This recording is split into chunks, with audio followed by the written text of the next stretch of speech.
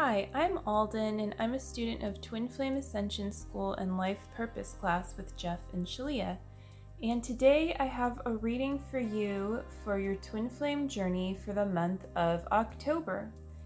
And the cards that I have pulled are for each week of October, the month of October, and then an overarching energy card for your Twin Flame Union, and that the whole energy bringing it together, and that's depicted in the Eternal Crystals Oracle card here by Jade Sky. I have not looked at any of these cards, haven't peeked, so we are gonna look at them together and explore the energy for the month of October for your Twin Flame Union, which is also directly in correlation and conjunction with your life purpose. So, we can see how these cards fit all of that together as well. And a few things to really keep in mind for October. As I'm getting into the cards, more will be revealed here, but the very first day is a full moon in Aries, and that's the harvest moon because it's the moon closest to the autumn equinox. And then in the middle of the month, there's going to be a new moon in Libra. So, look out for kind of like really that beginning of a new cycle, a new stage of union, relationships, and really going deeper with clearing out anything that's unbalanced in your consciousness. And then we have another full moon, a double full moon month, which is kind of a big deal. Doesn't happen that often. And so then we have a full moon on the very last day of October, and the full moon's in Taurus. So that's going to be really exciting as well. And, a lot of power, a lot of like earth energy there with the Taurus full moon.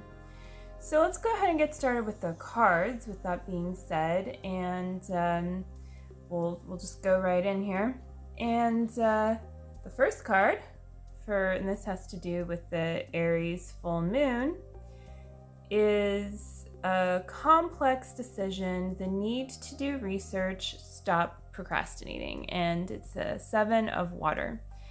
And for this particular card, I know that it says in the guidebook, one thing that you can do, if you would like to right now, is to take a look at these different star lit options, I don't know what you want to call them, little lights, and see if you feel particularly attracted to any one of them.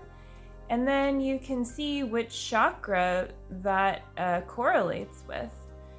And, if you don't happen to know the colors of the chakras, you can look those up pretty easily.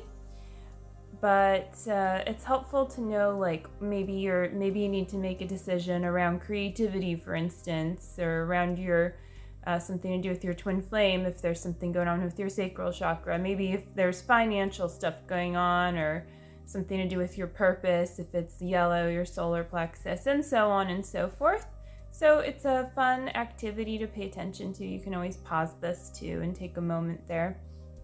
But something else that it's bringing up is that Mars is retrograde in Aries, and the full moon is in Aries, and so this really is a time of kind of strategic planning and working smarter rather than harder. So there might be a lesson here in how to put together something that seems complex in a new way for yourself, where there's more ease, it's a vibrational upgrade when you do that, right? Because you've mastered some level of your life purpose of how to do something more efficiently. And so then that frees up more time and more energy essentially, and time's usually related to that. But it makes you able then to do the next thing. And that could be play, that could be giving back to yourself. And it can also be life purpose related. And it's all one and the same, because even if you're giving back to yourself or you're playing, then that's also going to support you in going further with what it is that you want to give. So I just love this message for the full moon and just start out the month with. And it's kind of like okay, we're going to put together a plan this month, a plan of action too.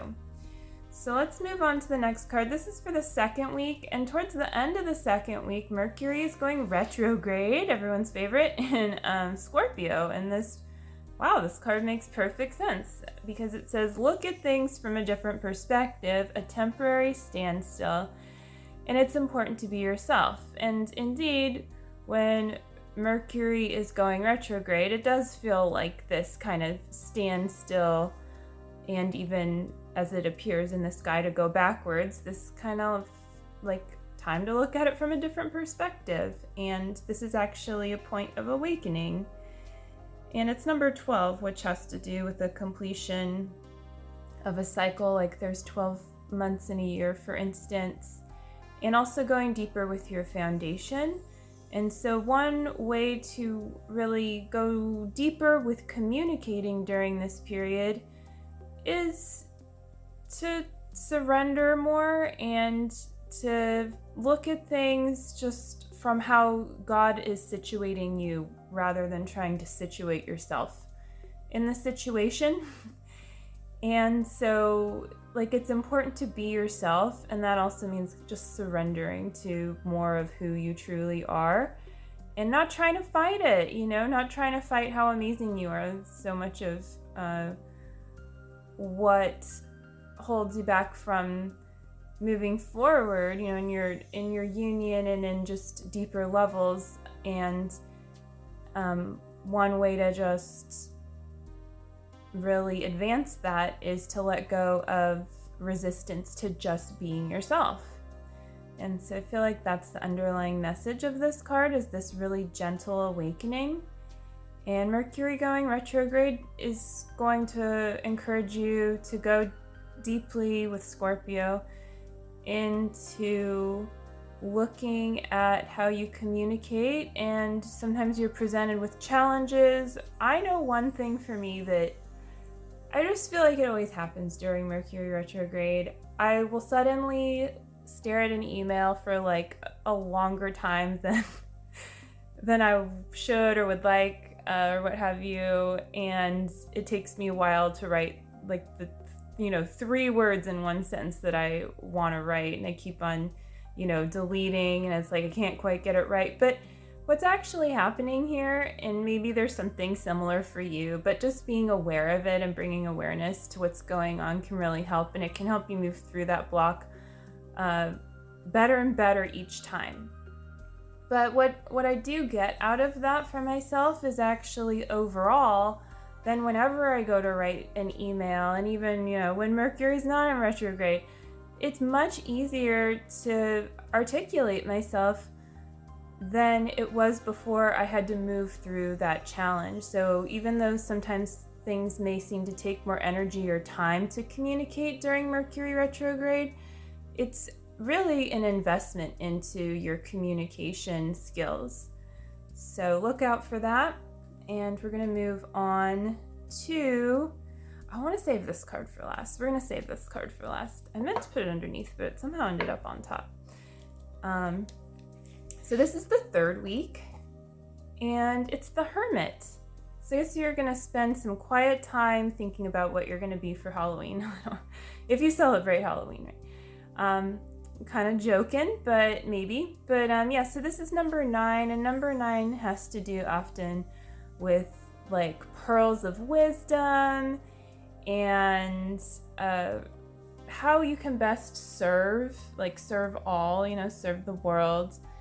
And so it's a really nice message of being able to take some time to sort of retreat a bit. And the third week too is the new moon in Libra. So this is perfect because the new moon is generally considered more of a time to go inward, and Libra is all about balancing and relationships as well. And so there's something you can really gain for the benefit of your union and going deeper with your twin flame by simply going more deeply with spending time, like quiet, really nice, nourishing self-care, maybe meditation time with yourself. and really just encourage yourself to be in a self-discovery kind of state. And so it's just nice to explore there and maybe think about some things you hadn't thought about and get clear on like what you really are loving and enjoying at the moment during this time. So we're going to move on to the final week. And this is a very nice structured message, and it's number 4, which is about foundation. So it seems like this month there's like we're going deeper with learning how to set our foundation more easily, and then you're gonna be able to get to the next level more quickly probably, but also just with more ease and more efficiency. So this is the Emperor Archangel Michael, organization and logic, structure and discipline, and leadership. So this is about taking charge of your own life, and with the full moon in Taurus, it's like a very grounded, bright energy that is saying yes to accepting what it is that you desire in your physical reality. And in saying yes, it's like, okay, well then it is time to go ahead and do the things you need to do. You've gained some really great understandings here. So now you're gonna put all of that together, and you're gonna, get that foundation so that you can like be where you want to be, right? Like you can build a really nice house if you have a really nice foundation. And it's really hard to build a nice foundation if you have to do it like, the slow way or whatever. But this is all about, again, like learning the most efficient way. And it's taking you where you want to go. And this is Archangel Michael too. So it's about finding something that perhaps you thought was lost, and finding it by having enough of this solid foundation with the divine in your life to really have been able to explore, go more deeply within, and recover some really beautiful parts of yourself. And this is helping you attract then more support into your reality to really expand from this place within that you've recovered, and that is very helpful to going deeper with harmonizing your twin flame union and also your life purpose. And just in recovering this and choosing to go deeper with your life purpose, you're really attracting your twin flame on a whole new level wherever you are at your twin flame journey. This is true. So the last card, managed to save it for last without peeking. Oh my god, I love this card so much. It's like one of my favorites in the deck, personally. And so yeah, it's number 15. So that's cool because it's basically like, sort of a halfway through the month, is what I get from 15, even though October has 31 days. But yeah, there's something about this where it's kind of like there's a direction taking place that's building momentum, and you might really see it pick up towards halfway through the month. But it's dioptase, and so it says direction, heart chakra. And I just love the colors going on here. And what it reminds me personally of is being in a really posh bathroom with a lot of mirrors where it just looks like you're going on and on and on.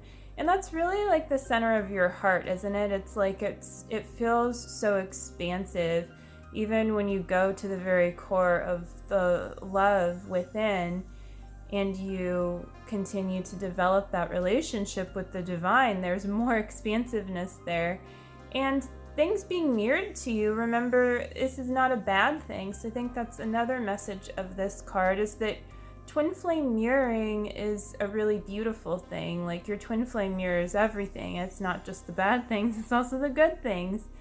So keep that in mind, and it's a good reason, amongst many others, to love yourself, if you need a reason to do that.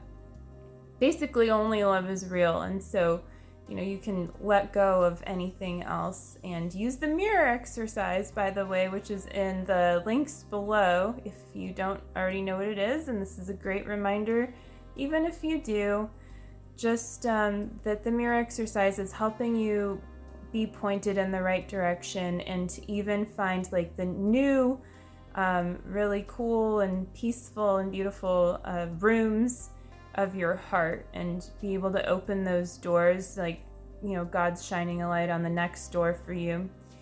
And so just in choosing to love yourself, it's like boom, there it is. So yeah, very wonderful reading for the month of October. I hope that you enjoyed it. I certainly did. And you can like and subscribe to see more awesome videos from other students at Twin Flames Universe. And if you're interested in working with me on your twin flame journey, I would love to work with you. And you can check out my website below. So thanks so much for watching, and I will see you in the next video. Happy October. Take care. Bye.